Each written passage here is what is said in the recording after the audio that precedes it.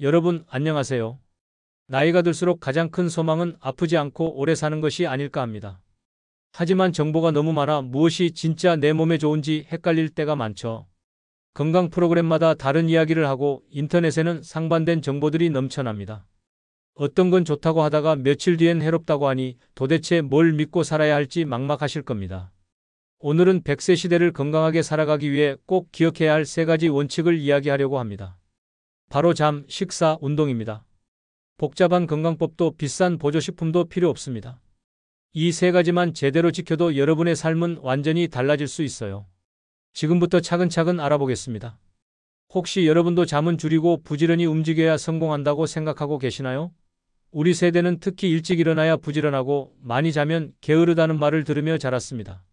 하지만 이런 생각이 오히려 건강을 해치고 있었다는 사실 알고 계셨나요? 최근 의학 연구들을 보면 충격적인 결과가 나옵니다. 하루 4시간에서 5시간만 자는 사람들은 7시간에서 8시간 자는 사람들에 비해 기억력이 현저히 떨어집니다. 뿐만 아니라 심혈관 질환에 걸릴 위험이 2배 이상 높아지고 치매에 걸릴 확률도 크게 증가한다고 해요. 밤에 제대로 쉬지 못한 뇌는 마치 더러운 물로 세탁을 하는 것과 같습니다. 실제로 잠은 단순한 휴식이 아닙니다. 우리가 잠들어 있는 동안 몸과 마음은 하루 종일 쌓인 피로와 스트레스를 말끔히 씻어냅니다. 낮에 활동하며 손상된 세포들이 복구되고 기억이 정리되며 면역 시스템이 강화되는 거죠.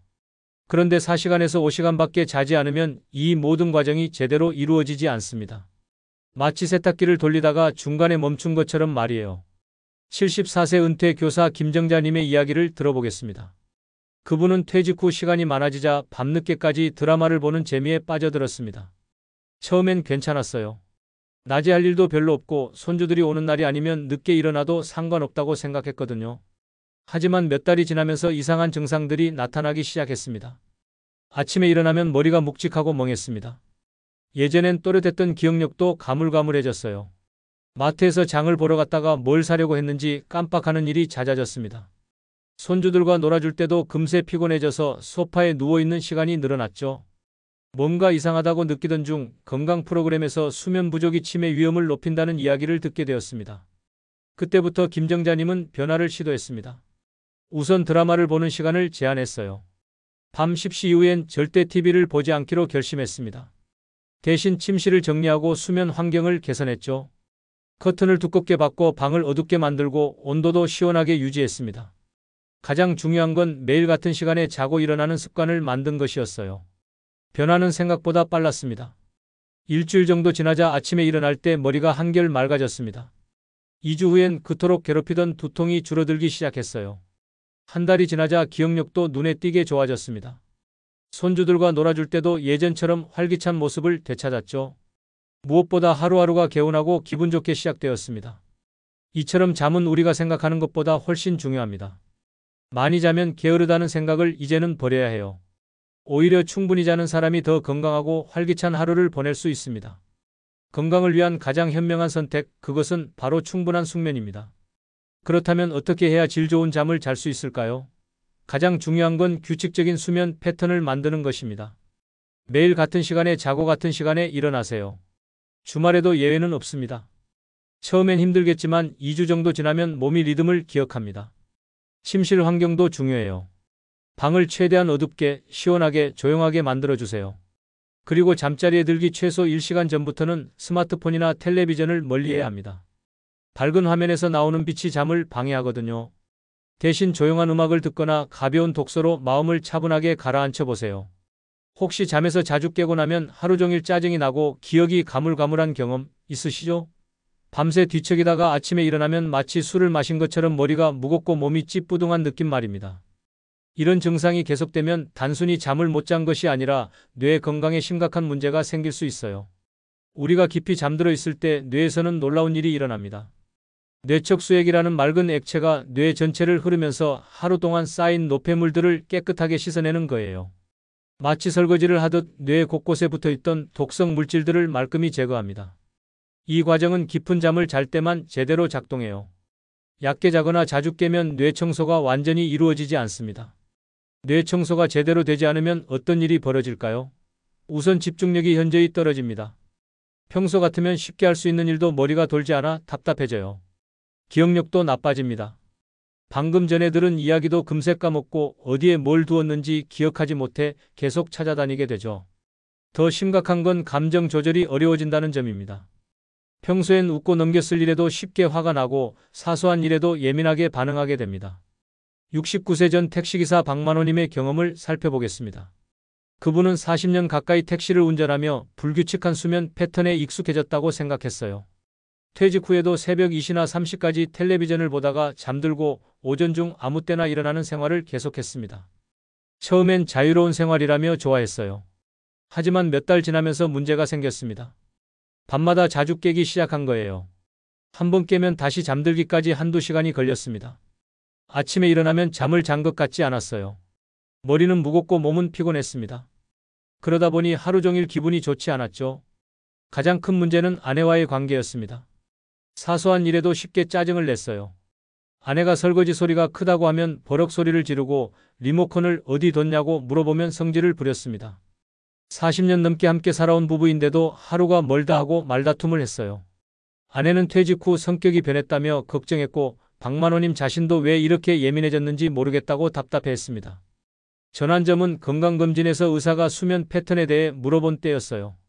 불면증 증상을 자세히 설명하자 의사는 숙면을 취하지 못하면 뇌 기능이 저하되고 감정 조절이 어려워진다고 설명해 주었습니다.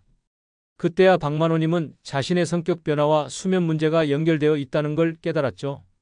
그날부터 생활 패턴을 바꾸기 시작했습니다. 가장 먼저 저녁 식사 시간을 앞당겼어요. 예전엔 밤 8시, 9시에도 식사를 했는데 이를 오후 6시로 바꿨습니다. 저녁 식사 후엔 가벼운 산책을 하고 밤 9시 이후엔 스마트폰과 텔레비전을 완전히 끄기로 했어요. 대신 예전에 좋아했던 책을 읽거나 조용한 음악을 들으며 마음을 차분하게 만들었습니다. 가장 중요한 변화는 잠자리와 기상 시간을 고정한 것이었어요. 매일 밤 10시 30분에 침대에 누워 아침 6시 30분에 일어나기로 정했습니다. 처음 일주일은 정말 힘들었어요. 밤 10시 30분이 되어도 잠이 오지 않아 한두 시간씩 뒤척였거든요. 하지만 포기하지 않고 꾸준히 지켰습니다. 2주 정도 지나자 눈에 띄는 변화가 나타났어요. 밤에 깨는 횟수가 줄어들기 시작했습니다. 한번 잠들면 아침까지 깊이 잘 수 있게 되었죠. 무엇보다 아침에 일어날 때 개운함이 완전히 달랐어요. 머리가 맑고 기분도 좋았습니다. 한 달 후에는 성격까지 변했습니다. 예전처럼 쉽게 짜증내지 않게 되었어요. 아내와의 대화도 부드러워졌습니다. 아내는 남편이 다시 예전 모습을 되찾았다며 기뻐했고 박만호님 자신도 하루하루가 평온하고 만족스럽다고 느꼈어요. 숙면이 단순히 몸을 쉬게 하는 것이 아니라 마음까지 건강하게 만든다는 걸 몸소 체험한 거죠. 이처럼 깊은 잠은 단순히 몸만 쉬는 시간이 아닙니다. 뇌가 스스로를 청소하고 정비하는 소중한 시간이에요. 숙면을 지키는 습관은 기억력과 집중력은 물론 성격과 인간관계까지 바꿔줍니다. 그렇다면 깊은 잠을 자려면 어떻게 해야 할까요? 가장 중요한 건 저녁 식사 시간입니다. 잠자리에 들기 최소 4시간 전에는 식사를 마치세요. 늦은 시간에 음식을 먹으면 소화 때문에 잠이 얕아집니다. 그리고 잠자기 전 최소 1시간 전부터는 텔레비전과 스마트폰을 완전히 끄세요. 대신 조용한 음악을 듣거나 가벼운 독서로 마음을 안정시키는 시간을 가져보세요. 뇌가 잠들 준비를 할 수 있도록 도와주는 거예요. 이 음식은 몸에 좋다더라, 저건 안 좋다더라 하는 말 너무 많이 들어보셨죠? 건강 프로그램마다 다른 이야기를 하고 어제는 좋다던 음식이 오늘은 해롭다고 나오니 도대체 뭘 믿어야 할지 헷갈립니다. 연구 결과들도 서로 엇갈리고 전문가들조차 의견이 다른 경우가 많아요. 그러다 보니 많은 분들이 건강한 식생활에 대해 포기하거나 스트레스를 받고 계실 겁니다. 하지만 중요한 사실 하나를 알려드릴게요. 사실 무엇을 먹느냐보다 언제, 어떻게 먹느냐가 훨씬 중요합니다. 같은 음식이라도 먹는 시간과 순서에 따라 우리 몸에 미치는 영향이 완전히 달라져요. 특히 혈당이 급격히 오르락내리락 하는 것과 늦은 시간 야식은 건강을 망치는 가장 큰 요인입니다. 우리 몸은 밤이 되면 자연스럽게 휴식 모드로 들어갑니다. 소화 기능도 낮보다 떨어지고 신진대사도 느려져요. 이때 음식을 먹으면 제대로 소화되지 않아 속이 불편하고 수면의 질도 나빠집니다. 더 심각한 건 밤에 먹은 음식은 대부분 지방으로 축적된다는 점이에요. 같은 칼로리라도 낮에 먹으면 에너지로 쓰이지만 밤에 먹으면 살로 쌓이는 거죠. 혈당 조절도 중요합니다. 식사 후 혈당이 급격히 오르면 인슐린이 대량으로 분비되어요. 이 과정이 반복되면 혈관이 손상되고 당뇨병 위험이 높아집니다. 특히 빵, 과자, 과일처럼 단순 당분이 많은 음식을 먼저 먹으면 혈당이 롤러코스터처럼 오르락내리락해요. 이때 느끼는 극심한 피로감과 무력감 경험해보신 분들은 아실 거예요. 72세 은퇴 공무원 오순택님의 이야기를 들어보겠습니다. 그분은 퇴직 후 시간이 넉넉해지자 식사 시간이 점점 늦어졌어요. 저녁 8시, 9시에 식사하는 것도 모자라 밤 10시, 11시까지 간식을 드셨습니다. 특히 달콤한 빵과 과일을 좋아해서 저녁 식사 후에도 계속 드시곤 했어요. 처음엔 별 문제가 없어 보였습니다. 오히려 좋아하는 음식을 마음껏 먹을 수 있어서 행복하다고 생각했어요. 하지만 몇 달 지나면서 이상한 증상들이 나타나기 시작했습니다. 밤마다 속이 쓰리고 더부룩해서 잠들기 어려웠어요. 가슴이 답답하고 소화가 잘 안 되는 느낌이 계속되었습니다. 낮에도 문제였어요. 오전엔 기운이 없어서 소파에 누워있는 시간이 길어졌습니다. 점심을 먹고 나면 너무 졸려서 2시간씩 낮잠을 자야 했어요. 그러다 보니 밤에 잠이 안 와서 또 야식을 찾는 악순환이 반복되었습니다. 체중도 눈에 띄게 늘어났죠. 예전엔 입던 옷들이 맞지 않아 새로 사야 했을 정도였어요. 부인이 걱정해서 건강검진을 받아보니 결과가 좋지 않았습니다. 혈당 수치가 당뇨병 전 단계까지 올라가 있었어요. 의사는 식습관을 바로잡지 않으면 곧 당뇨병이 될 수 있다고 경고했습니다. 그제야 오순택님은 심각성을 깨닫고 변화를 결심했어요. 가장 먼저 바꾼 건 식사 시간이었습니다. 저녁 식사를 오후 6시 30분에 끝내기로 정했어요. 처음엔 배가 고파서 힘들었지만 그 시간 이후엔 절대 아무것도 먹지 않기로 결심했습니다. 물이나 차만 마시고 다른 건 입에 대지 않았어요. 더 중요한 변화는 식사 순서였습니다. 예전엔 밥부터 먹고 나중에 나물이나 샐러드를 먹었는데 이를 완전히 바꿨어요. 채소나 나물을 먼저 먹고 그 다음 생선이나 고기 같은 단백질을 드신 후 마지막에 밥을 드셨습니다. 처음엔 어색했지만 곧 익숙해졌어요. 변화는 놀라웠습니다. 일주일 만에 속쓰림이 사라졌어요. 밤에 편안하게 잠들 수 있게 되었고 아침에 일어날 때도 개운했습니다. 2주 후엔 오후 졸음도 크게 줄었어요. 예전처럼 2시간씩 낮잠을 자지 않아도 하루 종일 활기찬 상태를 유지할 수 있었습니다. 한 달 뒤에는 체중이 3kg이나 줄었어요. 배둘레가 눈에 띄게 들어가서 예전 옷들을 다시 입을 수 있게 되었습니다. 가장 놀라운 건 야식에 대한 욕구가 거의 사라진 점이었어요. 예전엔 밤만 되면 뭔가 먹고 싶어서 견딜 수 없었는데 이제는 저녁 식사만으로도 충분히 만족스러웠습니다. 3개월 후 다시 건강검진을 받았더니 혈당 수치가 정상 범위로 돌아왔어요. 의사도 깜짝 놀라며 이런 변화는 흔히 볼 수 없다고 칭찬해 주었습니다. 오순택님은 음식의 종류를 바꾼 것이 아니라 단순히 시간과 순서만 바꿨을 뿐인데 이런 놀라운 결과가 나왔다며 신기했어요. 이처럼 건강한 식생활의 핵심은 복잡한 영양학 지식이 아닙니다. 식사 시간을 지키고 올바른 순서로 먹는 것만으로도 혈당과 체중, 그리고 전체적인 컨디션이 크게 달라져요.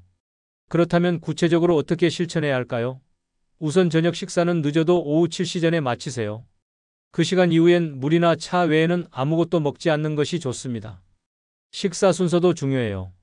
채소나 나물을 먼저 드시고 그 다음 고기나 생선 같은 단백질, 마지막에 밥이나 빵을 드세요. 이 순서를 지키면 혈당이 급격히 오르지 않아요. 외식을 할 때도 마찬가지입니다. 메뉴가 나오면 샐러드나 나물 반찬부터 드세요. 그리고 집에서는 간식거리를 바꿔보세요. 빵이나 과자 대신 견과류나 요거트를 냉장고에 준비해 두시면 자연스럽게 건강한 선택을 하게 될 거예요. 나이가 들수록 체중은 늘고 기운은 줄어드는 게 당연하다고 생각하시나요? 많은 분들이 그렇게 받아들이고 체념하고 계실 텐데요. 하지만 놀라운 사실을 하나 알려드릴게요.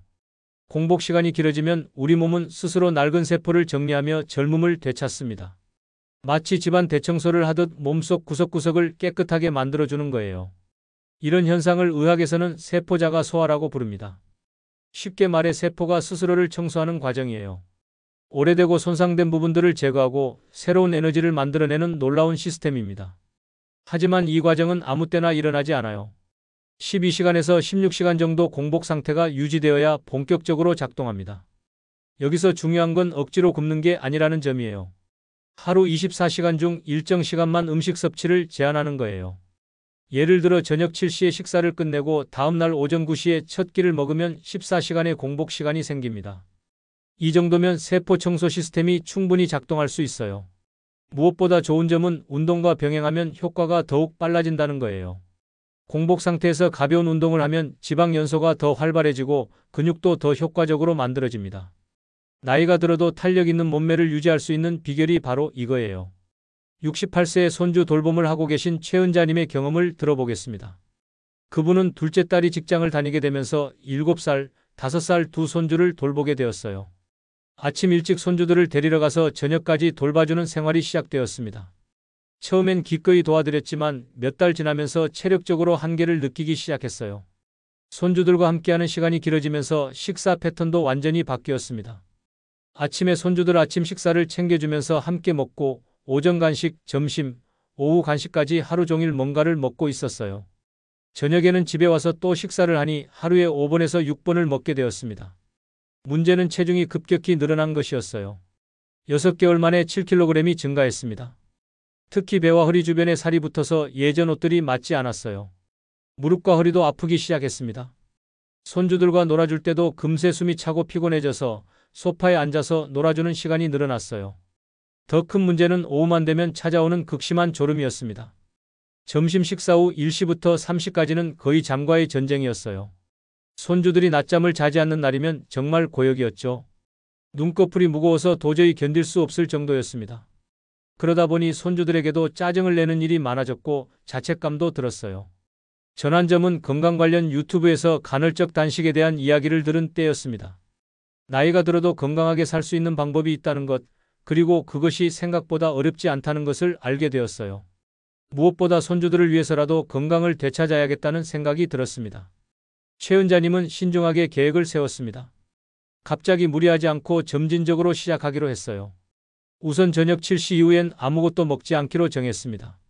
다음 날 아침은 손주들과 함께 오전 9시에 식사하니 14시간의 공복 시간이 생겼어요. 처음 며칠은 밤에 배가 고파서 힘들었지만 물을 충분히 마시며 견뎠습니다.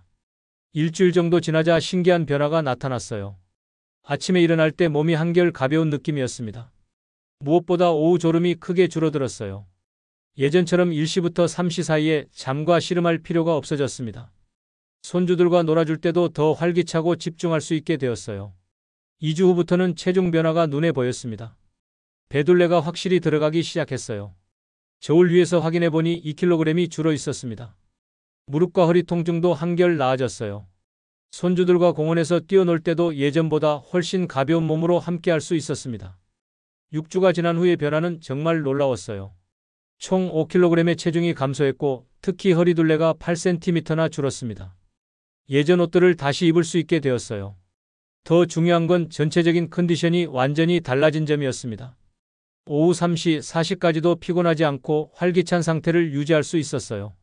손주들도 변화를 알아차렸습니다. 예전보다 할머니가 더 많이 놀아주고 더 재미있는 놀이를 제안한다며 좋아했어요. 딸도 어머니가 훨씬 건강해 보인다며 감사해했습니다. 최은자님은 단순히 식사 시간을 조절했을 뿐인데 이렇게 큰 변화가 올 줄 몰랐다며 놀라워했어요. 이처럼 간헐적 단식은 억지로 굶는 다이어트가 아닙니다. 우리 몸의 자연스러운 리듬을 회복시켜주는 건강한 방법이에요. 무엇보다 지속 가능하다는 장점이 있습니다. 극단적인 제한이 아니라 시간 조절만 하면 되니까요. 시작은 12시간 공복부터 해보세요. 저녁 8시에 식사를 끝내고 다음날 오전 8시에 첫 끼를 드시는 거예요. 익숙해지면 점차 14시간, 16시간으로 늘려가면 됩니다. 공복 시간에는 물, 차, 설탕을 넣지 않은 블랙커피만 드시고 다른 건 피하세요. 처음엔 배가 고플 수 있지만 2주 정도 지나면 몸이 적응하면서 오히려 더 편해집니다. 운동은 해야 한다는 걸 아는데 무릎도 아프고 숨이 차서 오래 하기가 어렵다는 분들 정말 많으시죠? 젊었을 때처럼 격렬하게 뛰거나 무거운 걸 들어 올릴 수는 없으니 아예 포기해버리는 경우도 있어요. 하지만 나이가 들수록 오히려 더 똑똑하게 운동해야 합니다. 무리하지 않으면서도 확실한 효과를 볼 수 있는 방법이 있거든요. 그 해답이 바로 적당한 강도의 유산소 운동입니다. 의학에서는 이를 2구역 훈련이라고 부르는데 쉽게 말해 숨이 약간 찰 정도로 30분 이상 꾸준히 하는 운동이에요. 최대 심박수의 65%에서 70% 정도를 유지하는 강도입니다. 이 정도면 옆 사람과 대화는 할 수 있지만 노래를 부르기는 힘든 수준이에요. 이런 강도의 운동이 왜 좋을까요?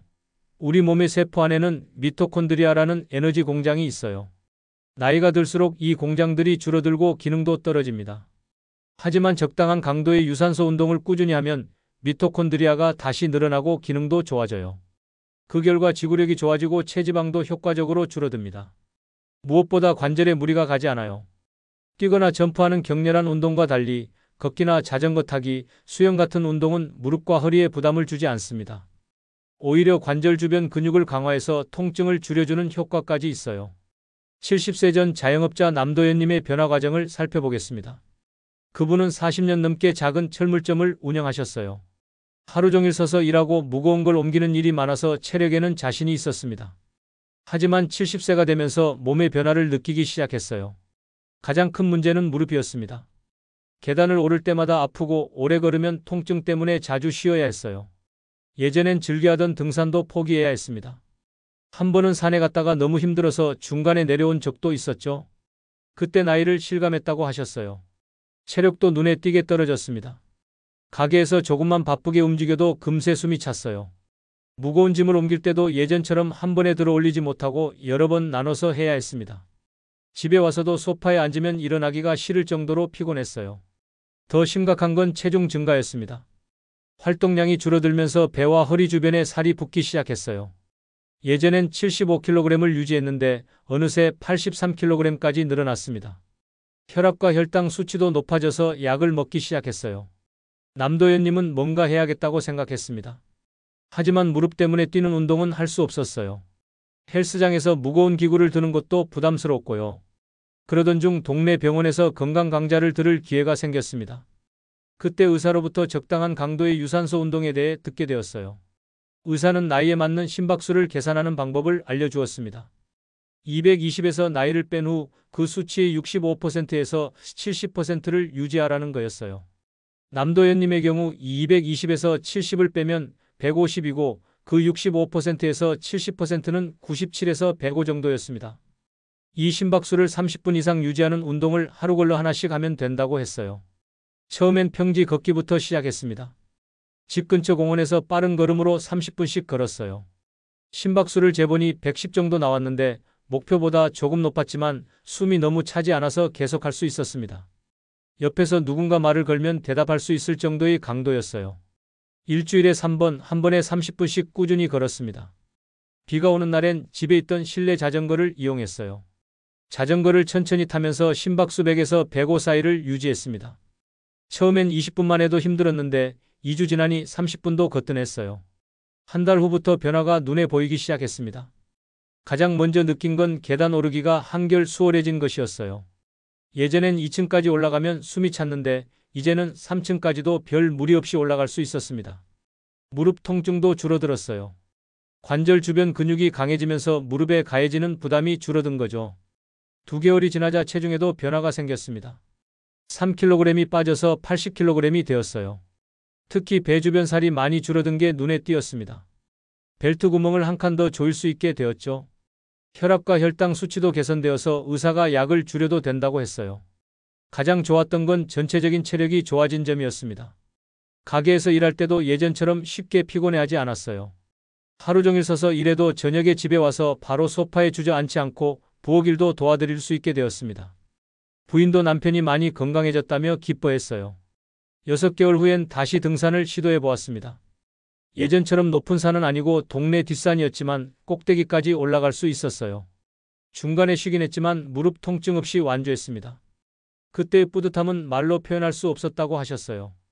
이처럼 과한 운동보다 꾸준하고 적당한 강도의 운동이 훨씬 효과적입니다. 무리해서 한두 번 격렬하게 하는 것보다 매주 규칙적으로 지속하는 것이 건강을 지키는 최선의 방법이에요. 시작은 간단합니다.